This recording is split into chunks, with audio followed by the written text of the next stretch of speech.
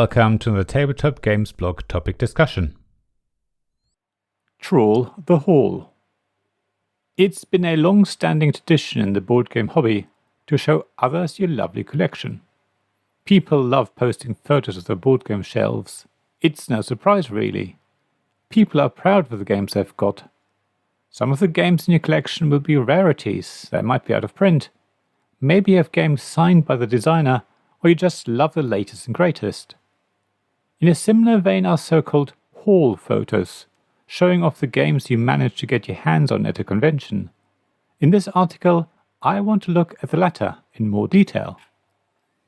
I completely understand the excitement people have after they've attended a convention. Many of us love being around other like-minded folks. We love sharing our hobby with others. Conventions often allow us to meet up with friends whom we'd otherwise not be able to see. There are a lot of positive feelings and we are all on a high. I'm no different. I really loved going to UK Games Expo this year. It was great to see people who I really only know via social media. It was great to speak to publishers and try out the latest games. I came away on a real high and I'm really looking forward to going again next year. So it's no surprise when people post photos of the con and what they've been up to. It's also no surprise that people post photos of the games and other items they got at the convention. People are excited and want to share their experiences. They're pleased with the games they got, and they want to share their excitement with others. Seeing people put all of the games, promos, minis, books and other bits and pieces they bought at the event into one big pile and taking a photo of it is therefore also no surprise. Of course, in today's connected world, these photos are then shared on social media. It's a way of sharing the excitement and joy. How you feel about these so-called haul photos will depend, of course. I completely get that some people don't like them because they add to the fear of missing out that people have who were unable to attend the convention. However, I think many people love seeing these haul photos just like they enjoy seeing other photos from the event that they were unable to take part in. Haul photos and all of the other pictures taken during a show allow others to get a feeling for what it was like and partake, at least to a small amount, in the joy and excitement that everyone who was there felt.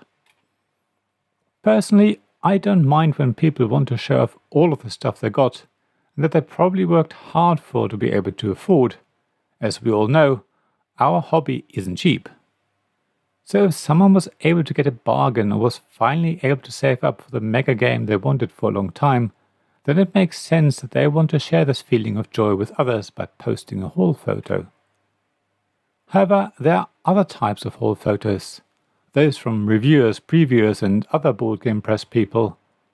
I'm one of them, and I'm now in the lucky position that publishers at board game conventions often are happy to give me a free copy of a game, or two. Now, before anyone complains, let me say that free, in this context, means that I didn't pay any money for the game. I was given it without having to pay at the counter. Of course, the game I was given isn't really free for me. By accepting a review copy, I basically promise that I will play the game, and then write about it in due course, and within a reasonable amount of time. For other press people, it may be the promise of making a video about it or talking about it in their podcast, but the principle is the same. It's an unwritten contract, but something I take very seriously. So I pay for the game with my time and effort. It's a payment in kind in principle. However, as a board game reviewer, it is a lot easier for me to come away from a convention with a stack of games than it is for someone who would have had to get their credit card out and tap it on the machine to pay for those games. I basically get the games as a form of credit, and I pay it back later in the form of my review and time. Other people have to pay for it upfront, all in one go. I understand that paying by credit card means you can spread the cost, but you get what I mean. So me sharing my board game haul photo on social media is quite a different thing from someone else sharing their photo of the games they had to pay for in hard cash or credit card.